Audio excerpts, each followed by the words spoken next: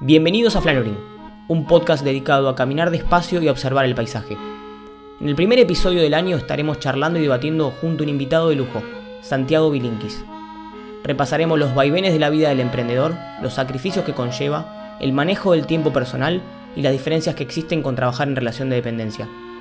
Charlaremos sobre redes sociales y su impacto en la vida tal y como la conocemos, de cómo mediante herramientas tomadas de las neurociencias, psicología experimental y economía del comportamiento pueden modelar a la sociedad a gusto, sus dilemas éticos y qué podemos hacer al respecto.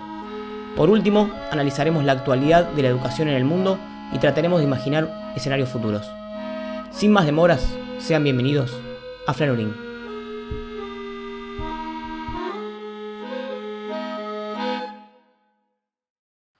Bueno, bienvenidos al quinto episodio de Flaneuring Podcast. Acá habla Ramiro Ferrando con mi coequiper Lea Carbone. Hola Lea, ¿cómo estás? ¿Cómo estás, Rami? Un gusto de nuevo saludarte. Un placer, un nuevo episodio de este proyecto que nos tiene juntos nuevamente.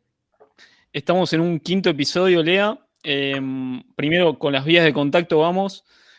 A Lea lo pueden encontrar como @leakleandrocarbone en Instagram y a su grupo de trabajo como @grupolift. A mí me encuentran como @ramiferrando o @pienso luego como. Y pasamos derecho al invitado, así aprovechamos al máximo todo el tiempo que tenemos. Hoy estamos con un crack, primero. Estamos con un emprendedor y tecnólogo. Primero voy a contar un poco su currículum y después lo voy a nombrar. Emprendedor y tecnólogo. Estudió economía en la Universidad de San Andrés, cofundador de OfficeNet, compañía que fue adquirida en el año 2004 por Staples. Fundó y cofundó otras compañías como Restaurando y Trocafone. Autor de 2 librazos, Pasaje al Futuro y Guía para Sobrevivir el Presente. Columnista en el programa radial Basta de Todo y en la revista La Nación. Y para mí, o mi manera de escribirlo por ahí es un poco diferente, que es una especie de explorador y narrador moderno. Un tipo ultra curioso y ultra hacedor. O sea, esa combinación es medio rara, pero acá lo tenemos con nosotros a Santiago Bilinkis. Hola Santiago, ¿cómo estás? Hola, ¿qué tal muchachos? ¿Cómo están? Gracias por tan linda presentación. Seguramente se quedó corta igual, ¿no? Porque currículum súper extenso y un placer tenerte con nosotros. No, por ahí lo que podrían complementar es mi vida más personal, ¿no? Estoy casado, tengo 3 chicos, soy muy futbolero, me gusta mucho el fútbol americano, cosa que es una característica muy poco común en América Latina, qué sé yo, tengo mis otras rarezas que complementan el lado más de laburo. ¿Nos podrías contar un poco cómo es tu vida hoy? Nos gustaría empezar por ahí. ¿Cómo es tu vida? ¿Cómo es tu día a día? ¿Cómo se divide tu tiempo? Mira, durante muchos años mi vida fue, voy a ir un paso para atrás. En esa charla tan famosa de Steve Jobs, cuando él dio el discurso en la graduación de Stanford, él dice una frase que es que los puntos solo se pueden conectar para atrás, en el sentido de que uno solo entiende por qué hizo lo que hizo y cómo la vida tiene una coherencia cuando mirás en retrospectiva. Y yo estoy totalmente en desacuerdo con esa frase de Steve Jobs. Me parece que no es así para nada. Toda la primera parte de mi vida fue conectar puntos hacia adelante. Puede decir, si yo quiero llegar al punto A, entonces primero tengo que pasar por B, por C, por D, y ir viendo cómo iba cumpliendo las metas intermedias que me llevaban al punto final al que quería ir. O sea, siempre era parado en un punto, cuál es el próximo punto al que quiero llegar y cómo construyo la recta que conecta estos 2 puntos hacia adelante. Eso fue así hasta hace 10 años atrás, cuando yo, digamos, fundé OfficeNet, la hice crecer mucho, la compró Staples, vos lo dijiste. Toda esa etapa de mi vida fue la etapa de conectar puntos hacia adelante. El día que me fui de OfficeNet, que hace unos meses se cumplieron 10 años, decidí que el resto de mi vida iba a tener una lógica muy distinta a esa primera etapa. Y ahora sí vivo un poco más como Steve Jobs, mucho más haciendo las cosas que me pintan, abierto a las sorpresas que la vida me dé y a encontrar la coherencia de mis actos ex post en vez de que resulten como parte de un plan. ¿Por qué el cambio? ¿Por qué el volantazo? Mira, hice ese cambio porque pude hacerlo, ¿no? O sea, de alguna manera parte de lo que yo quería hacer con OfficeNet y todo era hacer una experiencia en el mundo de los negocios que después me diera un poco más de libertad de acción para hacer otras cosas que me gustaran. A mí, yo soy una de esas personas a las que me gusta de todo, ¿no? No tengo una vocación marcada. Pero bueno, por ahí 15 creo que años... estamos en el mismo camino con Rami. De hecho, hemos charlado varias veces esto de que nos cuesta incluso definir una profesión, o qué soy, qué hago, es bastante amplio, pero perdóname que te interrumpí, me parecía que estaba bueno destacarlo.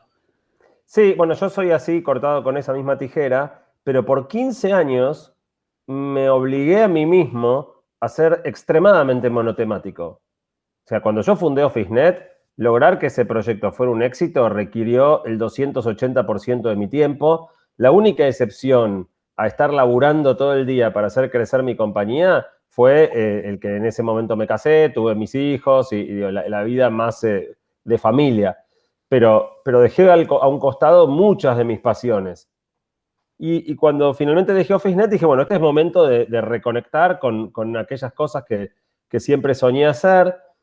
Y me fui a estudiar a Singularity University como manera de dispararme a mí mismo más hacia el terreno de la tecnología.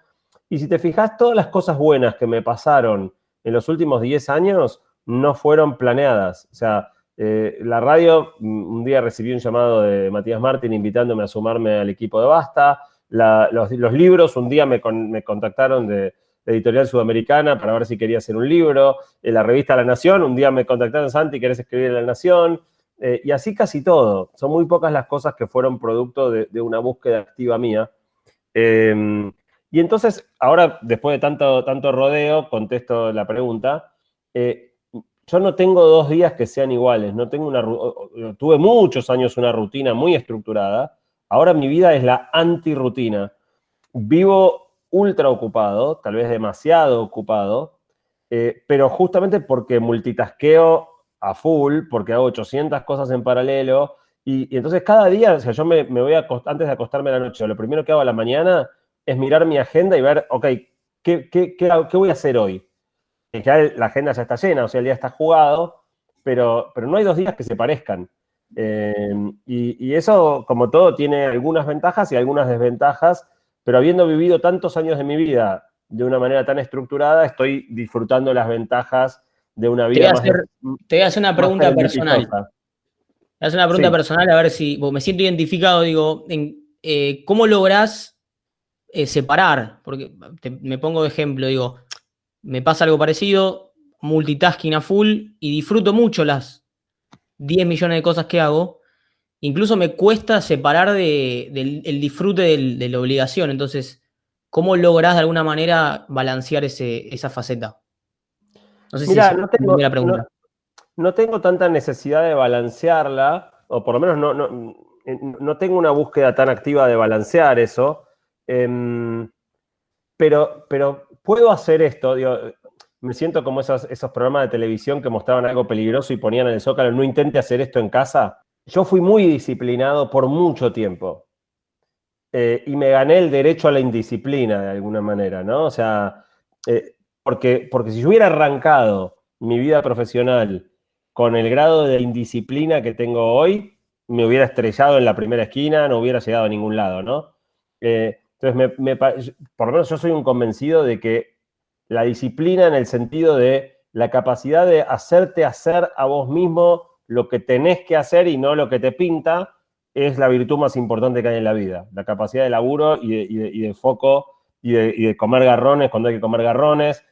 Y entonces, de alguna manera, llegué hasta acá porque tuve esa disciplina, pero ahora puedo renunciar a ella y divertirme sin tanta preocupación, digamos, porque de alguna manera, y esto puede sonar raro porque no soy tan grande, pero yo siento que mis mejores obras ya las hice.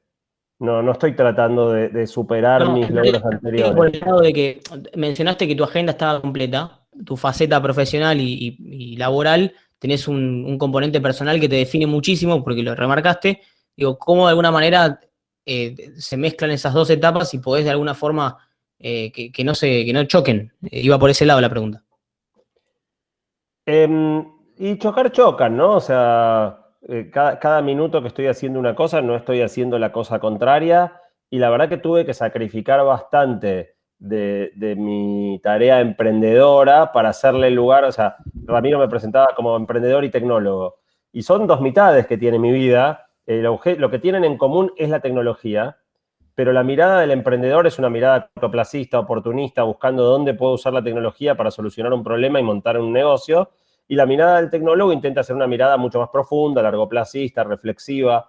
Y la verdad que se llevan medio a patadas, ¿no? Porque cuando estoy dedicando tiempo a preparar una columna de radio, estoy sacrificando por ahí la posibilidad de agregar valor a alguna de mis compañías o emprendimientos. Claro. Y es como que en el fondo tengo diferentes facetas mías que se pelean por mi tiempo, por mi cabeza. Pero sí, y no siempre se llevan bien.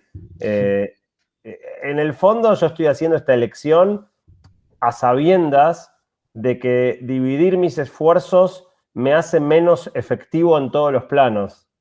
Y lo hago a pesar de eso, con plena conciencia. Por eso yo decía, hay una frase que yo escuché una vez que creo que es de Borges, que Borges dijo, qué alivio es saber que ya escribí mis mejores libros. Y a mí, con mi mentalidad en general más bien ambiciosa y esto de conectar puntos para adelante, la primera vez que escuché esa frase me resultó muy chocante, ¿no? O sea, porque yo tenía como la idea de que siempre hay que ir por más. ¿Cómo que ya les escribiste los mejores? Salamín, tenés que hacer uno mejor. O sea, yo estuve muchos años siempre tratando de, como los garrochistas, ok, listo, saltaste 6 metros 86, subime la vara a 6 metros 87 que la salto. Y ahora estoy tratando justamente de cambiar esa mirada y decir, bueno, lo mejor que iba a hacer ya lo hice. No voy a tratar de hacer una compañía más grande que OfficeNet, un libro mejor que el que ya hice. Voy a tratar de ir haciendo cosas que me gustan y tratando de que pasen cosas buenas con eso. Pero en el fondo, si no me doy cuenta, o sea, tuve la suerte de que realmente hasta acá me ha ido muy bien. O sea, hice una compañía espectacular, llegó a ser muy grande, con montones de empleados, un montón de factores. Si yo me la pasara siempre compitiendo contra mi pasado, creo que terminaría medio esclavo de mí mismo. Y por eso cambié bastante el chip. Lo cual ahí cuando dijiste esclavo, yo no podía dejar de pensar cuando vos contabas un poco tu historia, de que de algún modo te estabas prometiendo, soy esclavo por este tiempo para ganar libertad.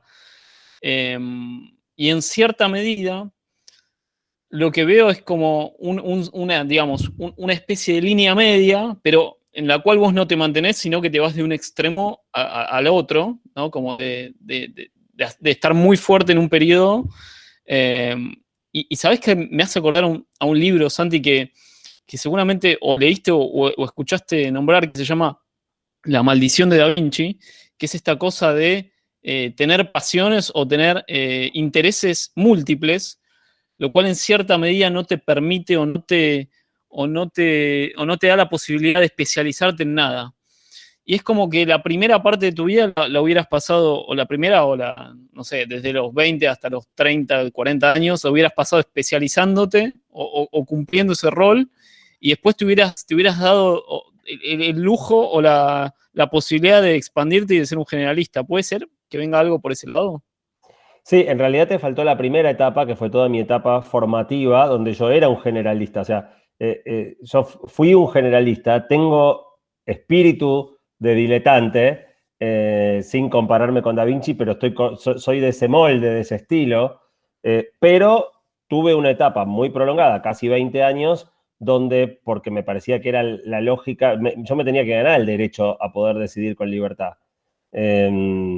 Y de hecho pude hacerlo porque no soy una persona muy, cero materialista, no me importa tener un auto lujoso, no me importa tener ¿Cómo es el parámetro para decir me lo gané? O sea, ¿cuál era a partir de cuándo decís me lo gané?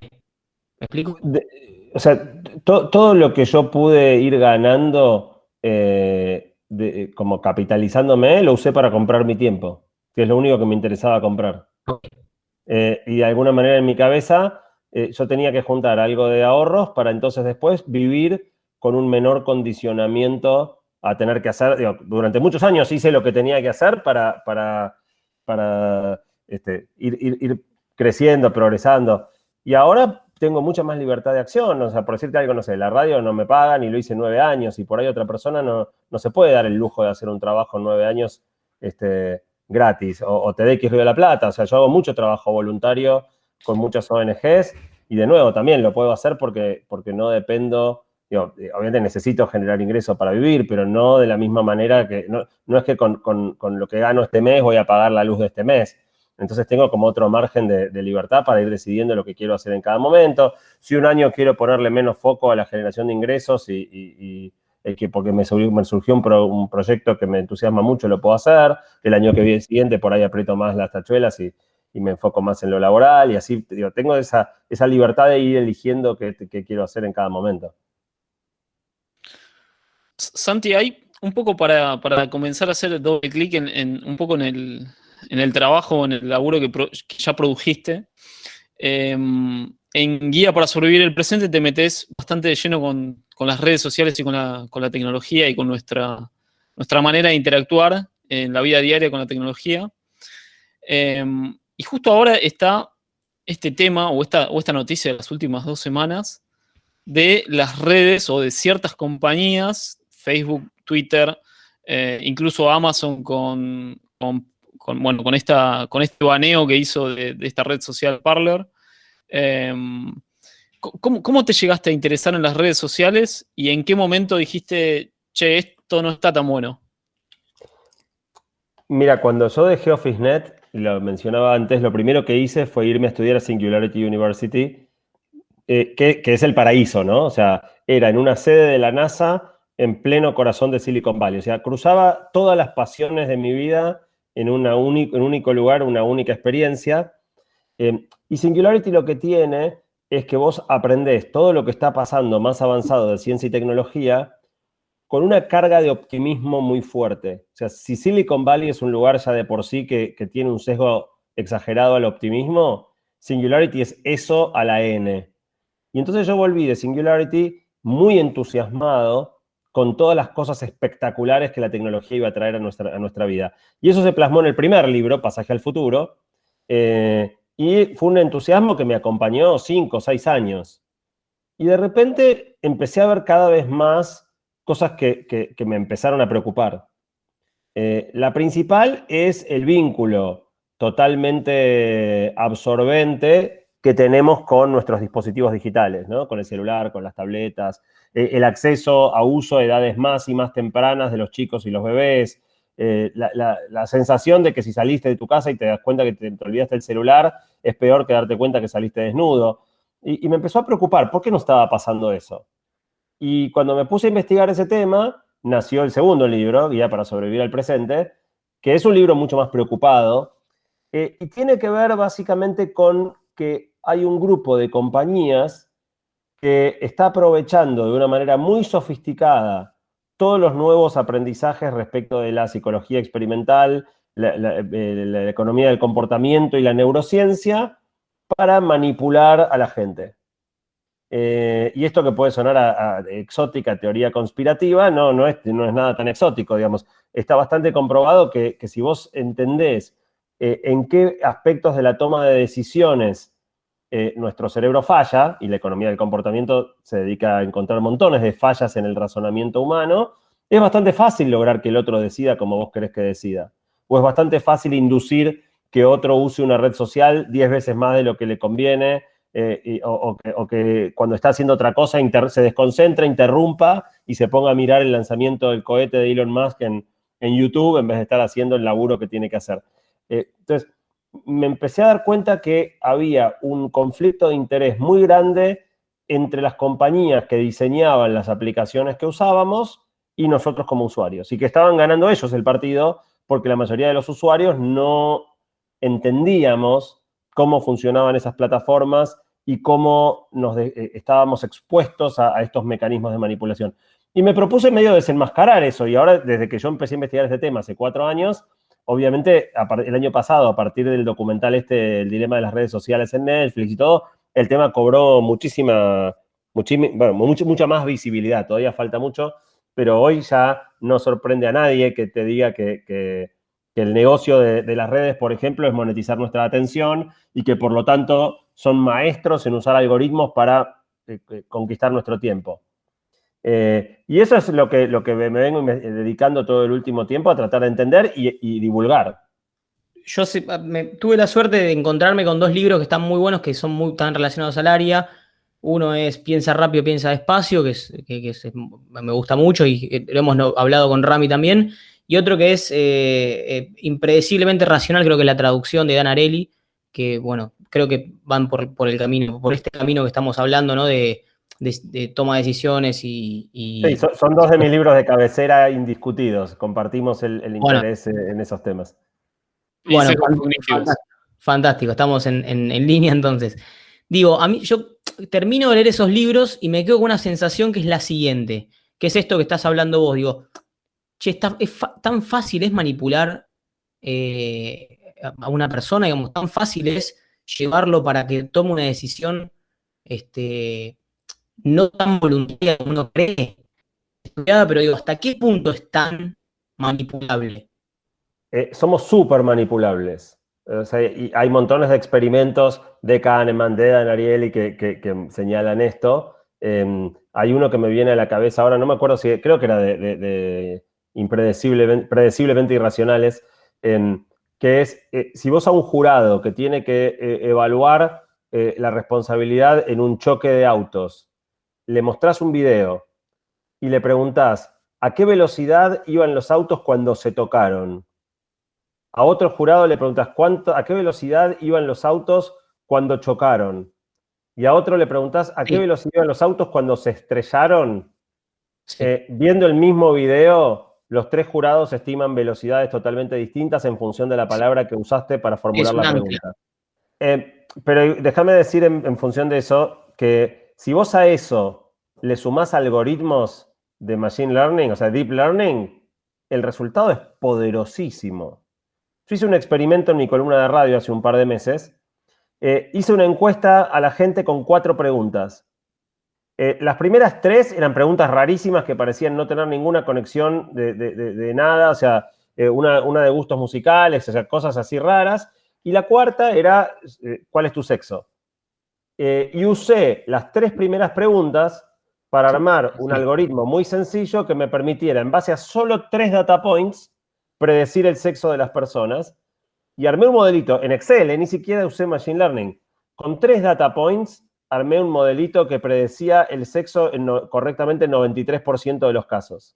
Imagínate una compañía como Facebook que tiene miles y miles y miles de data points acerca tuyo. Puede saber todo acerca de vos, y la manera en la que se usan estos algoritmos en realidad es justamente para predecir tu conducta. No es que les interesa conocerte per se, les interesa conocerte para tener un modelo de tus mecanismos de decisión y plantear a priori, ¿no? O sea, ¿cómo va a reaccionar Lea si yo le muestro tal estímulo? Y si tengo un buen modelo predictivo, puedo plantear 28, si yo lo que quiero es que estés todo el día mirando tu celular, puedo plantearle a mi modelo predictivo 28 estímulos diferentes y que el modelo me responda cuál es el que maximiza la probabilidad de que vos te quedes mirando el celular. Entonces, una vez que tengo ese modelo armado sobre tu proceso de decisión con miles de data points, el resultado es poderosísimo. Realmente puedo predecir con mucha precisión cómo vos vas a responder a los diferentes estímulos que puedo darte y darte el estímulo que genera la reacción que yo quiero que tengas. Yo lo que... A ver si se escucha un poquito mejor ahora. Digo, a mí se me chocan los papeles con el concepto de los sistemas complejos, que bueno, que por definición son impredecibles, y entiendo que la sociedad en su conjunto de alguna forma actúa como un sistema complejo. Digo, ¿estamos tan a merced de las máquinas y de la inteligencia artificial? Mucho más en el plano individual que en el plano colectivo. ¿Ah, sí? Sí, o sea, el emergente de la suma de... O sea, a diferencia de, por ejemplo, los insectos sociales, donde vos ves la conducta de una hormiga o de una abeja, es absolutamente básica, lineal, predecible, y los resultados que se producen en el colectivo son sorprendentes, o sea, como pasa con casi todos los fenómenos emergentes, acá la conducta individual es mucho más predecible que la conducta colectiva. Pero manipulando muchas conductas individuales, podés generar, digamos, por eso hay tantos intentos de uso de las redes, por ejemplo, para manipular resultados de elecciones. Si yo cambio suficientes conductas individuales, te cambio un resultado colectivo. Sí, sí, de hecho creo que se ha visto en algún que otro documental. Yo en realidad tenía entendido que era al revés, o sea, que las masas son más predecibles que los individuos. No, pero un poco, perdón que me meta, Santi, un poco tiene sentido en la medida que si vos comparás un medio de comunicación como la televisión, en el cual tenía un mismo mensaje para toda una misma audiencia, tiene sentido que tenga menos efecto ese tipo de interacción que una interacción en la cual hay un algoritmo permanentemente leyendo tu comportamiento y respondiendo de manera particular o específica a vos. Y en ese agregado, dice Santi, me da la impresión, es que el sistema se vuelve tanto más escalable y eficiente en términos de un poco poder predecir tu comportamiento y un poco manipularlo, ¿no, Santi? ¿O estoy entendiendo mal? De acuerdo, o sea, obviamente los fenómenos de masas tienen su dimensión con cierto grado de previsibilidad y hay gente que se dedica a intentar manipular a las masas, ¿no? Lo ves y hay como todo otro know-how que en general está más apalancado en los medios tradicionales, porque para manipular mucha gente al mismo tiempo te conviene hacer broadcast, te conviene emitir a muchos a la vez más que todo este uno a uno. Lo que es un fenómeno realmente nuevo, digo, eso ya lo inventaron en el siglo XX, todos los dictadores, y lo que es muy, muy propio del siglo XXI es esta posibilidad de manipulación individual y de construcción de un modelo predictor de conductas para cada uno en base a tu propia información. Eso era tecnológicamente inimaginable hace apenas 20 años, ¿no? Menos, te diría 10. Cuando yo fui a Singularity hace 10 años no existía Machine Learning. O sea, no existía Deep Learning, perdón. Machine Learning sí. Entonces, estas son todas herramientas bastante recientes cuyo poder estamos recién empezando a explorar y que lamentablemente han sido, digo, si vos me preguntas cuál fue el cambio más extraordinario que logró la inteligencia artificial desde que yo fui a Singularity hace 10 años, es esta capacidad de manipulación de las decisiones individuales. Y si querés, sus resultados grupales, ¿no? Porque cuando vos podés predecir que si yo expongo a Ramiro a tal estímulo, él le va a dar retweet a un cierto texto que yo sé que después se viraliza y inflama a las multitudes contra determinada persona, también estoy generando un resultado colectivo, ¿no? O sea, viralizando una noticia hostil a cierta persona, generando animosidad, scratches. Entonces, hoy en día tenés mucho poder de manipulación individual que combinado te genera también cuestiones colectivas. ¿Sabés que, Santi, hubo siempre ciertas narrativas, como por ejemplo, en el pasado creíamos que la expansión poblacional iba a ser tal que no iba a alcanzar el alimento para todos. Y de repente la tecnología encontró una solución para eso. La narrativa un poco que tiene lugar o que viene teniendo lugar hace tiempo respecto a inteligencia artificial, a la posibilidad de tener autos autónomos, etcétera, es, che, dentro de poco todos los seres humanos vamos a ser inútiles o todos los seres humanos, no, bueno, una gran parte de los seres humanos vamos a ser inútiles porque la tecnología nos va a reemplazar. Pero es un poco una historia que medio no tiene sustento, por ahí es un poco desde el pasado mirando el potencial futuro, pero después siempre pasa que la humanidad encuentra una manera nueva para encontrar otras ocupaciones, nuevos trabajos y nuevos trabajos que en general aportan más valor que los viejos trabajos. Y está esta discusión entre tecnofílicos y tecnofóbicos respecto a si el futuro va a ser distópico o utópico. Y yo creo un poco que vos lo que haces es separar la paja del trigo y o intentar ser un poco más realista. ¿En qué medida te parece que esta última narrativa de, che, en el futuro nos vamos a quedar todos sin laburo, tiene sentido y en qué medida te parece medio una narrativa medio vetusta? Mira, el reemplazo de trabajo humano por máquinas no es un fenómeno nuevo. O sea, hasta fines del siglo XIX, 80% de la población mundial trabajaba en el campo produciendo alimentos. Sembrando, cosechando, trabajo físico, durísimo. Y de repente, claro, aparecieron las sembradoras, las cosechadoras, los fertilizantes, montones de avances tecnológicos que permiten que hoy solo 2% de la población produzca alimentos suficientes para el 98% restante. Cuando esto pasó, que fue fines del siglo XIX, se vino un proceso migratorio bestial, porque la gente ya no hacía falta en el campo, y el fenómeno de aparición o emergencia de las grandes ciudades tuvo que ver con eso. La gente se tuvo que ir del campo porque ya no había nada para hacer con la maquinaria agrícola. Y recalaron en las fábricas. Y comienzos del siglo XX fue la época de auge de la manufactura y la industria. Pero claro, ahí también fueron apareciendo, antes el ensamblaje y las tareas eran mucho más manuales. Dejamos de usar las piernas en el sentido metafórico de nuestra fuerza más bruta para pasar a usar las manos, nuestra ductilidad, nuestra capacidad, nuestra motricidad fina.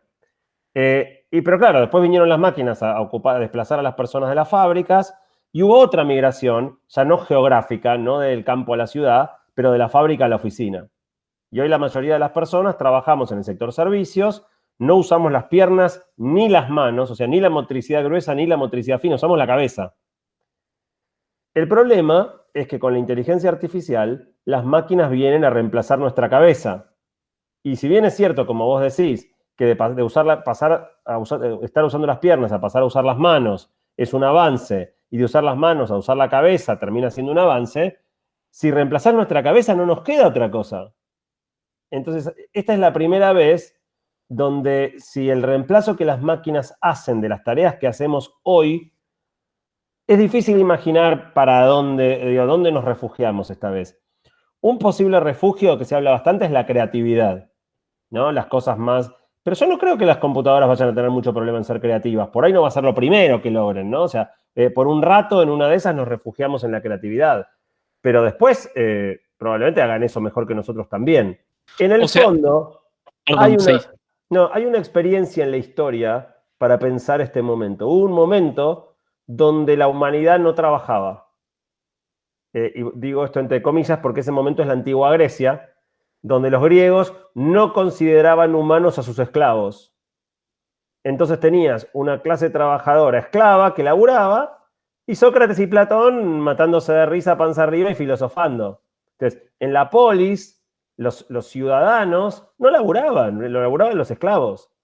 Y fue un momento, si te tocaba ser esclavo, espantoso, ¿no? Pero si te tocaba ser Sócrates, un momento de una productividad intelectual y una creación bestial. Entonces podemos imaginarnos un mundo donde las máquinas son los nuevos esclavos y donde las personas, en vez de estar, de ser inútiles, somos más útiles que nunca, pero más útiles en una tarea que tiene más que ver con el intelecto sin un imperativo de productividad.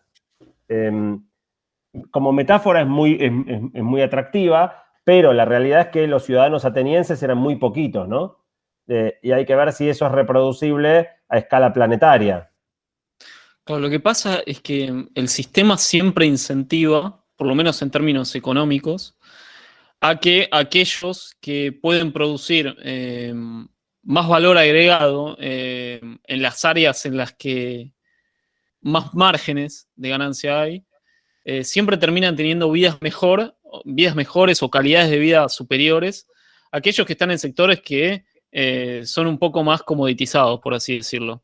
Entonces, las mismas personas que van a tener que escribir estos algoritmos, programar estos algoritmos, en cierta medida van a tener que tener un incentivo para hacerlo, para seguir no solo desarrollando, sino manteniendo e innovando en este sentido.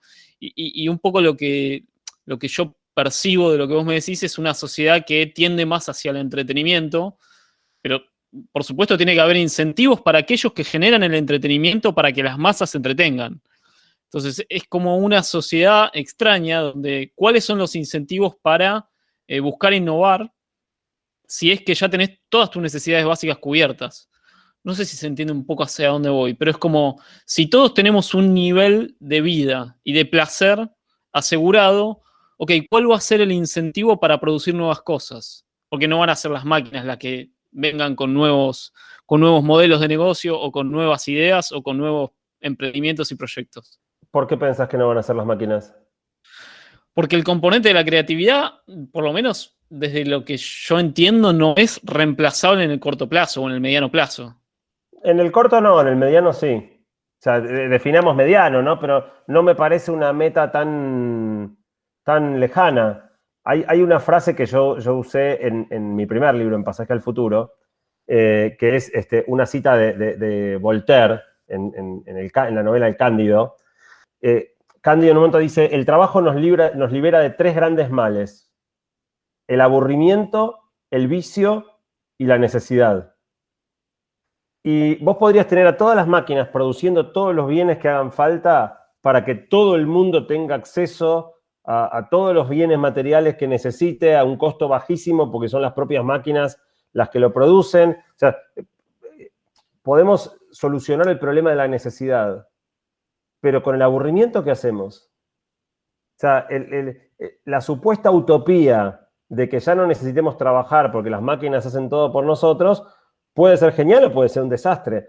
Y vos me preguntabas antes, futuro distópico o utópico. Realmente creo que el partido está por jugarse. O sea, yo no creo que estemos condenados a terminar esclavizados por los robots al estilo Terminator, ni tampoco a terminar siendo todos Sócrates y Platón mientras las computadoras producen los bienes y consumimos sin límite.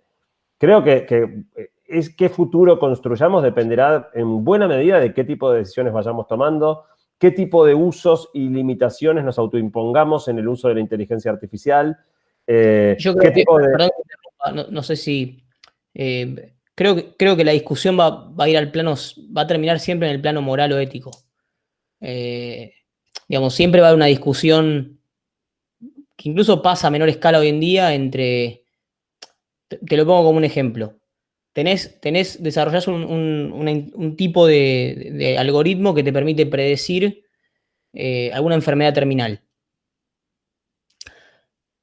Digamos, ¿dónde ponemos la vara moral de con quién la usamos y con quién no? ¿Me explico? No sé si estoy siendo claro con la analogía. Creo que al fin del día el punto de quiebre en estas cuestiones, me parece a mí, es una opinión, va a ir más por el lado de la moral y la ética que por plantear qué tipo de sociedad vamos a vivir. Son las dos cosas. En general, cuando empezás a explorar estos escenarios futuros, te chocás con algunas decisiones éticas súper complejas y con algunos dilemas prácticos súper complejos. Perdón, te interrumpo de nuevo, que es un tema que sé que Rami también lo tiene encima, pero las herramientas, por ejemplo, de edición de genes. O sea, te debatís entre eugenesia versus solucionarle muchos problemas a cierta parte de la población que puede tener un problema X. Sí, todas estas tecnologías generan algunos dilemas éticos enormes y algunos problemas prácticos enormes. Arman quilombo por todos lados y gran parte del resultado que tengamos va a ser cuán bien manejemos los dilemas éticos y los dilemas prácticos. Déjame darte un ejemplo respecto a autos autónomos, ¿sí? Si vos tenés autos autónomos, vos al auto básicamente le podés dar 2 éticas posibles. El auto puede ser altruista o el auto puede ser egoísta. ¿Qué quiere decir esto? Que cuando un auto autónomo se encuentre en una situación que irremediablemente por un desperfecto mecánico, por una falla de otro auto, porque se cayó una maceta de un balcón, pero una situación de accidente es inevitable, el auto autónomo, con su enorme capacidad de decisión, mucho más veloz que un cerebro humano, va a poder modelar diferentes cursos de acción y elegir qué accidente tener. Claro. Y predecir cuál es la probabilidad de sobrevida de los diferentes actores en un accidente y elegir. En esa elección, el auto puede darle el mismo peso a la vida del dueño del auto que a cualquier otra vida, o puede priorizar un sálvese quien pueda. No, yo voy a salvar a mi dueño aunque tenga que pisar a 28 chicos. Esta decisión básica que es, le doy a la vida del dueño del auto el mismo peso que a cualquier otra o un peso superior, te divide autos altruistas de autos egoístas. Cuando vos le preguntás a la gente, esto es una investigación súper interesante que hicieron en el MIT, cuando vos le preguntás a la gente cómo querés que sean los autos, o sea, ahora que van a haber autos autónomos, ¿querés que sean altruistas o querés que sean egoístas? Todo el mundo te dice, no, que sean altruistas. ¿Por qué? Porque no sabes en qué lugar del accidente te va a tocar estar. Por ahí vas a ser el peatón y no el dueño del auto. y después le decís, ¿te comprarías un auto altruista? No, ni en pedo. A mí dame un auto egoísta, dame un auto que me cuide a mí, que los demás sean altruistas. Lógico. Ahí tenés un dilema ético, pero también tenés una cuestión práctica muy importante, que es que si los autos son altruistas, que conducen al óptimo social, nadie los va a querer comprar. No vas y vos potencialmente con autos altruistas podés salvar millones de vidas. No necesariamente la del dueño del auto, pero montones de vidas. Bueno, pero ahí está lo que te decía, digamos. Ahí está el dilema moral de cuánto vale una vida. ¿Me explico? Sí, por eso tenés una dimensión ética muy importante, pero también, si vos lo que querés es que la tecnología se adopte, tenés un quilombo práctico, que es cómo diseño el algoritmo para que la gente quiera comprar los autos. Sí, totalmente de acuerdo. Santi, a mí me gustaría no dejar de pasar por otro tema en el que te has metido bastante, que es la educación. Y un poco para hacer el link con esto último de lo que veníamos hablando de, ok, ¿cómo pinta o cómo es o cómo puede ser nuestro futuro? Un poco las decisiones de las personas que hoy tienen 17, 18, 16 años es, bueno, ¿qué voy a hacer de mi futuro? ¿Qué voy a estudiar? ¿Qué carrera voy a seguir? Y un poco una de las anécdotas que vos contabas, no recuerdo si era de un extracto de una charla TED, era que, una persona se despertaba o ponías esta historia o esta figura, ¿no? De que una persona volvía a la vida en el presente y notaba todos los cambios que sucedieron en la vida, en términos de tecnología, etcétera. Y Era una persona que había estado congelada 100 años, o sea, volvía a la vida 100 años después. Y sí, y veía el enorme cambio que había. Entraba a un hospital y no podía creer lo que veía, entraba a una oficina y veía gente haciendo videoconferencia con personas del otro lado del planeta. Imagínate todo eso mirado con ojos de hace 100 años, ¿no? 1920. Y después entraba a una escuela y ahí sí se sentía a gusto porque encontraba que todo estaba exactamente igual que antes. Obviamente es una historia apócrifa, pero sí, yo la cito en el capítulo de Educación de Pasaje al Futuro. Arranco con eso porque me parece muy, muy gráfico del momento que estamos pasando con la educación. Exacto, y un poco, a mí me gustaría una especie de, tengo 17, 18, 19 años y estoy de cara a mi futuro. Y por lo menos lo que yo tenía en mente eran carreras tradicionales, abogacía, medicina, economía quizás. Y un poco no sé, como persona de 17, 18 años me encuentro ante un escenario que me da la impresión de que ya no premia tanto esas profesiones y sí premia a otras. ¿Qué harías vos o qué le dirías a tu Santiago de 17, 18 años si estuviera ese Santiago hoy frente a esa decisión?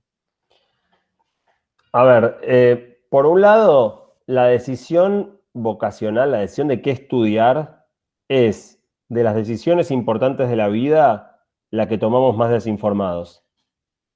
O sea, obviamente para elegir una persona con la que compartir la vida y convivir y eventualmente formar una familia, estamos de novios durante años antes de tomar la decisión de un compromiso de largo plazo.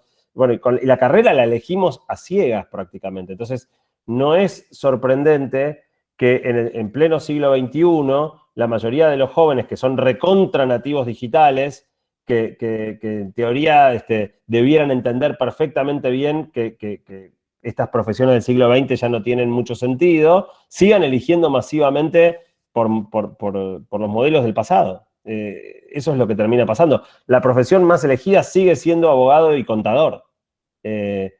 La pregunta que yo me haría si tuviera 17, 18 años, si tuviera que elegir una carrera, es ¿en qué áreas de la actividad humana van a pasar las cosas más alucinantes en los próximos 30 años? Porque yo quiero estar ahí donde se esté librando el partidazo de mi época. ¿Es en la contabilidad? Yo creo que no. ¿Es en el derecho? Yo creo que no. Ahora hay un espectro de cosas. Puede ser ingeniería genética y biotecnología, puede ser diferentes aspectos de la informática o la inteligencia artificial. No sé, cada uno evaluará dónde cree que se va a jugar el partido más interesante y también un partido donde vos puedas aportar algo, ¿no? Porque si sos muy malo con los pies y muy bueno con las manos, mirá partido de handball. Pero la pregunta que yo tendría, lo que guiaría mi decisión es eso. ¿En qué área de la actividad humana creo que va a ser lo que defina mi época? Quiero estar ahí donde se esté jugando el partido más interesante y más importante. Y coincidís con, no sé, por lo menos este es mi abordaje de, si no sé, mejor corto, mejor algo que dura un año, dura 6 meses, dura 2 años, y que es práctico y que me permite aprender una técnica o algo específico respecto a emprender o tomar la decisión de una carrera larga, que no sé si tengo la convicción de terminar, y que probablemente esté enmarcada en una de estas carreras del siglo XX. ¿Tenés ese mismo sesgo de mejor corto que largo si no estoy tan seguro? Mi miedo con eso es que mucha gente, o sea, de nuevo, ¿no? Volvamos a lo que yo hablaba al principio. Yo le metí 15, 20 años de mucha disciplina al principio de la vida. Fui mejor promedio de mi universidad en la carrera universitaria, después fundé Ofinet y laburé como un burro. Mi miedo de eso es que en el fondo uno esté camuflando indisciplina o inconstancia con el disfraz de optimización a corto plazo. Y una de las cosas que te enseña una carrera ardua es a poner la cola en la silla, a quedarte hasta las 6 de la mañana estudiando, a lidiar con situaciones complejas, exigentes y a posponer la gratificación en pos de un resultado o un premio demorado. Y eso es muy importante. Y si el que no lo aprendió, va a ser muy difícil que le vaya bien en el área que sea. Entonces, estoy de acuerdo en tanto y en cuanto no resulte un enmascaramiento o escaparle al despelote de tener constancia, disciplina, capacidad de tragar sapos y bancar garrones. Ok, vale la aclaración. Respecto a esta escuela que era igual que en el siglo XIX, Santi, evidentemente tenía que venir un shock de este tipo, como fue la pandemia, para que algo cambiara. Y ahí vino el golpe y luego la adaptación. De hecho, vi también que vos viniste haciendo algunas cosas en la pandemia, no solo una serie de artículos, sino también una serie de charlas respecto a este tema, e incluso algunas respecto también a la docencia. ¿Te interesaría un poco hacer doble clic ahí, un poco por el lado que te parezca? A ver, la pandemia tuvo un efecto muy interesante, que es que justamente este mundo educativo que estaba tan cristalizado, tan falto de agentes de cambio, o sea, no solo de cambio, parte del problema del sistema educativo es que está apoyado en la antigua asimetría de conocimiento que existía entre un adulto que sabía todo y pibes que no sabían nada. Hoy en muchos aspectos esa asimetría no existe más. Hay cosas que los pibes saben más que los adultos. Eso socava la autoridad del docente a los ojos de los chicos. Y en el medio tenés los padres y las madres que buscan para sus hijos esencialmente una educación igual a la que nosotros mismos tuvimos, atrasando nuestro modelo mental 30, 40, 50 años. Entonces, los docentes no quieren cambiar porque fueron educados de otra manera y no saben educar de un modo distinto. Los padres y las madres no quieren cambiar porque buscan para sus hijos lo que funcionó para sí mismos. Las autoridades no quieren cambiar porque son todavía más retrógradas en muchos casos no retrógradas, pero de mayor edad y mayor atraso mental que los docentes. Y los chicos están ahí atrapados, ¿no? Tampoco son agentes de cambio. Entonces, lo que pasó con la pandemia es que nos obligó a cambiar. No había opción. Los chicos tenían que, de un viernes a un lunes, empezar a tener clase en la casa.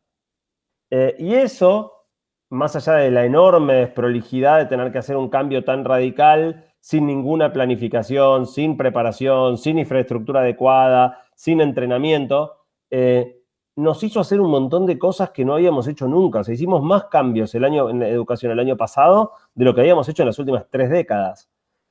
Y para mí eso es genial.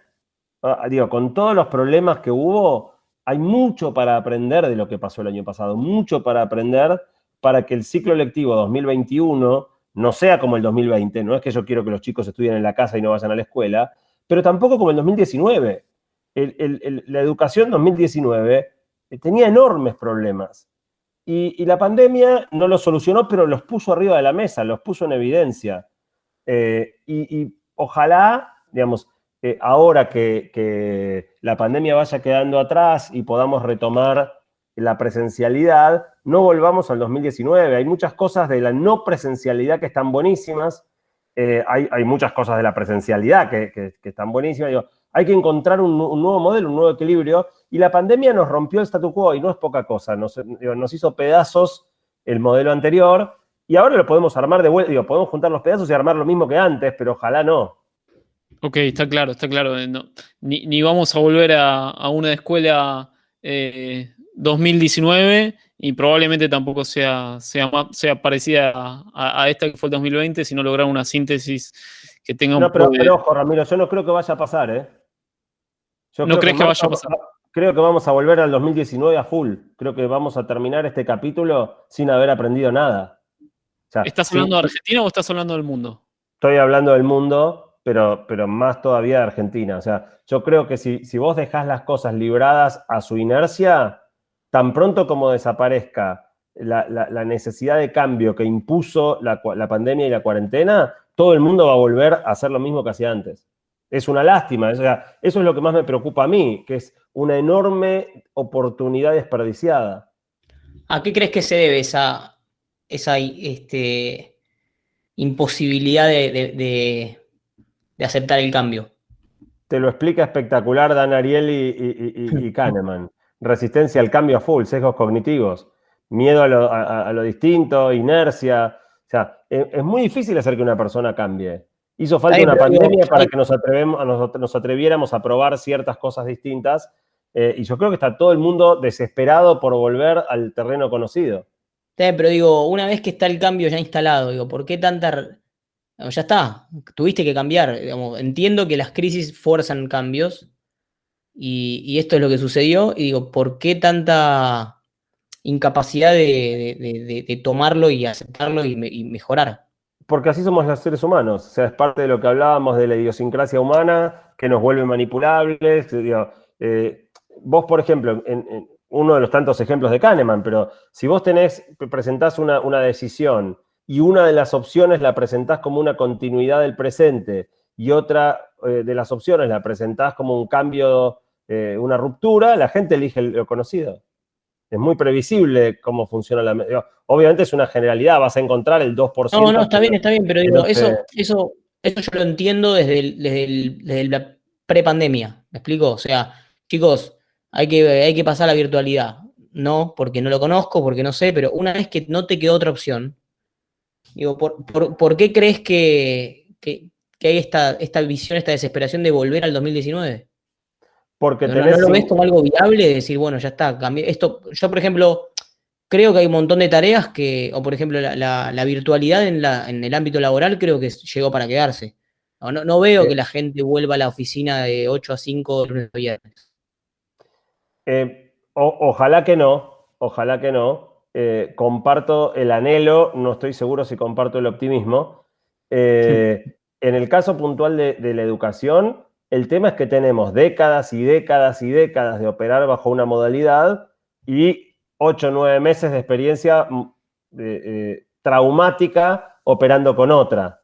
Entonces, si vos me decís, y obviamente toco madera, no es que deseo que eso suceda, pero si vos me decís que la pandemia dura 10 años y que recién en el 2031, que los próximos 10 años todos los chicos van a estudiar en su casa con una modalidad virtual, y recién en el 2031 se puede retomar la presencialidad, ahí es otra historia. Después de 10 años de experiencia, probablemente tengas la fuerza contraria, que es que la gente se acostumbró a trabajar de esa manera, le encontró el gustito a la modalidad virtual y no tenés nadie que quiera volver a la situación anterior. Yo creo que pero con 9 meses no cambiás un hábito tan profundo. Te doy una opinión personal que no necesariamente es la línea editorial del programa ni de Rami. Vamos, creo que el rol del Estado acá es de un ancla. O sea, siento que el freno de mano que tiene el progreso en este ámbito tiene que ver con una gran presencia a nivel Estado, no solamente en Argentina, en todo el mundo. Argentina se ve un poquito más magnificado, pero creo que en todo el mundo. No sé si compartís esta visión o te parece que dije una pavada total. No, una pavada no, pero digo, acá, frente a un terreno tan desconocido, el liderazgo, o sea, la toma de decisiones se centralizó mucho, ¿no? Como suele suceder en las crisis. Y ahí, digo, muchas cosas que antes eran resueltas de una manera más descentralizada, ahora se concentraron las decisiones. Ujú. La mayoría de los países gobernaron por decreto y no parlamento, porque es mucho más rápido que uno tome una decisión que generar un consenso en un cuerpo colegiado. Digo, son cosas propias de una crisis que se vieron en todo este proceso. Pero cuando vos salís de la modalidad de emergencia, las decisiones se vuelven a descentralizar y volvés a quedar en manos de lo que cada persona decide hacer, ¿no? O sea, Sí, no tanto, digamos. En el caso de la educación no tenés opciones. O sea, en Argentina por lo menos estás obligado a cumplir la currícula del Estado. Digamos. No puedes contratar a una profesora particular y que tus hijos hagan homeschooling, por ejemplo. sí, bueno, más o menos, ¿no? O sea, tenés que cumplir ciertos requisitos curriculares, pero hay bastante gente tratando de hackear el sistema y poniendo mucho más énfasis en ciertas actividades extracurriculares y mismo ciertas escuelas que conviven con Sí. eso, digamos, donde bajan los requisitos en la escuela para permitir que la educación sea algo que pase más afuera. Estamos en esos momentos de tensión, sobre todo en un sistema como el argentino, que está inspirado en el sistema francés, que es tremendamente rígido, ¿no? O sea, Sí, el ideal del sistema de educación francés sería que en todas las escuelas se esté dictando la misma clase en el mismo momento, de la misma manera, a todos los chicos. claro. Mientras que otros sistemas son mucho más personalizados, mucho más de, sí, hay 30 pibes en un curso, pero algunos tienen más facilidad, otros menos. Entonces, que apuntan a crear una experiencia educativa que no sea tan uniforme. ¿Y Eh, crees que culturalmente nos acercamos más a otro sistema que el francés? no, ¿O quedó porque se impuso tenemos así, quedó así? 200 años de inercia en el sistema francés. Claro, Por eso es tan por eso digo, es difícil. inercia, digamos. Quizás es el status quo puro. ¿O crees que nos podríamos acercar a otro tipo de modelo educativo con cierto éxito? Obviamente, con la incertidumbre que todos sabemos que existe, ¿no? Mira, como poder podemos, yo no creo que vaya a pasar. La posibilidad está y buena parte de mi laburo, desde mis columnas de radio, desde los libros, de las cosas que hago, es tratar de hacer una apuesta para que las cosas cambien. Eh, en la práctica igual me siento bastante eh, Sí, David contra limitado, Goliat. limitado en mis logros, ¿no? O sea, yo empecé con todo el tema de innovación educativa hace 6 años cuando salió Pasaje al Futuro. Y hasta que empezó la pandemia, de 5 años de hablar del tema y ir a escuelas, y la verdad que no estaba logrando nada. Y logró más un virus maldito en 2 semanas de lo que yo había logrado en 5 años. Ok. Además, también, digo, como último punto en este sentido es que también la escuela, además de cumplir la función educativa y la función social de la interacción de los chicos con los chicos, también cumple una función económica de padres que no pueden trabajar remoto. No sé, me imagino, por ejemplo, un matrimonio que tenga un restaurante y que tenga que ir todas las mañanas a abrirlo, no es viable o no es compatible con alguien que tiene que hacer homeschooling. Digamos, hay ciertas situaciones o ciertas funciones que la escuela tradicional en ese sentido cumple, que una escuela a distancia por ahí tiene más dificultades. Bueno, ahí estás metiendo todo otro tema, que es un temón, que es que en el fondo, en buena medida, lo que la escuela maximiza no es solamente el aprendizaje de los pibes, sino también la comodidad y la conveniencia de los adultos. Esa es la razón, por ejemplo, por la cual, a pesar de que está Sí, los recontraestudiado, chicos van a la que, mañana. que claro, que los adolescentes son noctámbulos y todos lo fuimos en la adolescencia, es biológico, no es cultural. Mm, Y sin embargo, la escuela arranca a las 7:40. ¿Por qué? Porque le conviene a los padres. Entonces, totalmente. si después los resultados son malos, tengamos en cuenta que la escuela persigue objetivos múltiples, algunos de los cuales no tienen que ver con optimizar la educación. Si vos querés optimizar la educación, los pibes tendrían que entrar a las 11 de la mañana. Último tema, Santi, nos podés cortar cuando quieras porque ya se cumplió la hora. Lo último que nos interesaba charlar muy poquito es el tema del emprendedurismo, eh, en lo cual tenés muchísima experiencia, pero enmarcarlo un poquito más en el emprendedurismo en el contexto de las reglas de juego argentinas. Eh, Lea es emprendedor, yo no, yo trabajo en relación de dependencia, y yo siempre a la hora de pensar en emprender, digo, ok, emprendería, pero con estas reglas de juego no. ¿Vos creés que aún en estas reglas de juego vale la pena emprender o que es mejor buscar un campo más fértil antes de hacerlo? Mira, emprender es una carrera durísima. Al que le gusta es genial. pero yo no la pondría como panacea de nada, no es ni mejor ni peor que tantas otras carreras. Al que le gusta emprender, lo va a hacer en este contexto o en cualquier otro, porque es lo que le gusta hacer. Yo creo que la única cosa imperdonable es perseguir el sueño de otro. Y hoy, digo, así como tenés montones de pibes que estudian para ser abogado porque mi papá quería que sea abogado, hoy el emprendimiento está muy glorificado, está muy idealizado en un sentido. Y la verdad que eso no está bueno, porque hace que un montón de gente elija no basado en lo que realmente le gusta o prefiere, sino en un cierto ideal social que se nos impone. Entonces, el contexto Yo latinoamericano igual creo no que es ahí favorable. voy a discernir un poquitito.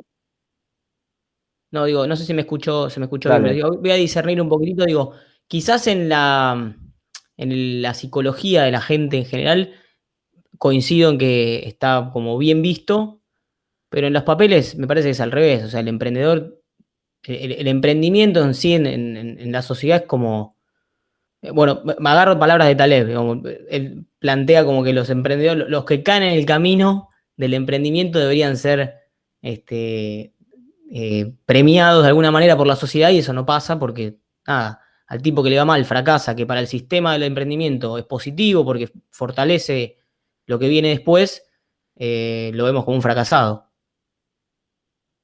Sí, si querés separemos planos, ¿no? Uno es el plano, si querés, más social general, y otra cosa es cierto entorno, ¿no? Vos vas a cualquier barcito de Palermo y decís que trabajás en una empresa como empleado y te miran como que sos un salame, y si soy emprendedor y todos te respetan y te admiran, ¿no? O sea, en cierto entorno hoy es casi como que si no sos emprendedor sos un gil. Obviamente cuando lo mirás en el plano social, vivimos en una sociedad que es extremadamente enviadosa con el fracaso, y esa es una de las cosas que disuaden a muchas personas de la posibilidad de emprender. Pero de nuevo, o sea, el contexto claramente no es favorable. Y sin embargo, digo, si es lo que te gusta, yo diría no dejes de hacerlo porque el contexto no sea favorable. Ok, ok. No, bueno, pero siempre uno, digamos, en el universo de posibilidades, uno puede a los 25, 30 años decidir, bueno, lo hago acá o agarro mis valijas y me voy a un lugar donde sé que las reglas del juego no me cambian todo el tiempo y sé que tengo cierta previsibilidad para que las cosas pasen más o menos como yo creo que pueden pasar, por lo menos para que el ambiente no sea tan nocivo para con mi proyecto. Que bueno, por lo menos en otros países o en otras geografías puede haber un poco más de estabilidad que en Argentina. Sí, la decisión de dónde vivir tiene 80 aristas, ¿no? De las cuales las reglas de juego son una, pero ¿dónde están tus raíces? ¿Dónde está tu familia? ¿Dónde están tus amigos? ¿Cómo es tu cultura? Digo, que no digo que eso tenga que pesar más, ¿eh? Pero digo, no es una decisión que uno solo va a tomar para privilegiar mayor éxito en un emprendimiento. Es uno de los factores y obviamente si lo que uno prioriza es la probabilidad de éxito de un emprendimiento, es muy posible que haya lugares más favorables que América Latina. Digo, ¿qué cosas de emprender decís cuando te las encontrás? Decís, esto no me acordaba que no me gustaba tanto, ¿no? Qué cagada que me tengo que fumar esto del proceso, ¿no? Obviamente no todo es color de rosas. Casi todo, casi todo. O sea, emprender es tragar a un sapo atrás del otro en pos de una meta con una recompensa recontra demorada. Por eso yo digo que no es para cualquiera, pero no desde una perspectiva de que hace falta un poder sobrehumano. Digo, la mayoría de las cosas que tenés que hacer para dirigir un emprendimiento son un garrón. Y las haces igual y las haces con una sonrisa. Yo tengo una nota que escribí que se llama La trampa de la pasión, donde cuento todo eso. Cuento como yo pensé, cuando empecé OfficeNet, pensaba que estaba finalmente cumpliendo mi sueño de hacer lo que me apasionaba, y cuando empecé a laburar en barracas, en un depósito, vendiendo clips y resmas de papel y peleándome con los proveedores y tratando de que me paguen y qué sé yo, de momento dije, pucha, ¿dónde está la pasión en todo esto? Y bueno, si quieren saber cómo sigue la historia, tendrán que leer esa nota, pero la pasión es una trampa. Uno o sea, todo el que te diga, descubrí lo que te apasiona y hacerlo, te está mintiendo y te está tirando a los leones. Impecable. Además de tu nota, Santi, recordamos Guía para sobrevivir el futuro y Guía para sobrevivir al presente y pasaje pasaje al futuro. Y Santi, nos damos cuenta que se viene un tercer libro con la palabra pasado en el título. Es inevitable. Por ahora no hay tercer libro ni en los planes. No, sí, la gente, si le interesa, puede descargar. Hay partes descargables gratuitamente de los 2 libros en mi página. Y también, bueno, está mi podcast, ¿no? Que si quieren pueden escucharlo también en Spotify. Ok, excelente. Y si la gente te quiere seguir, seguramente te puede encontrar en Instagram. No sé si también estás en Twitter. Y bueno, la página de santiagobilinkis.com, si no me equivoco. Es bilinkis.com, es mi apellido solo. Bilinkis.com. Sí, estoy en todas las redes, me pueden encontrar muy fácilmente.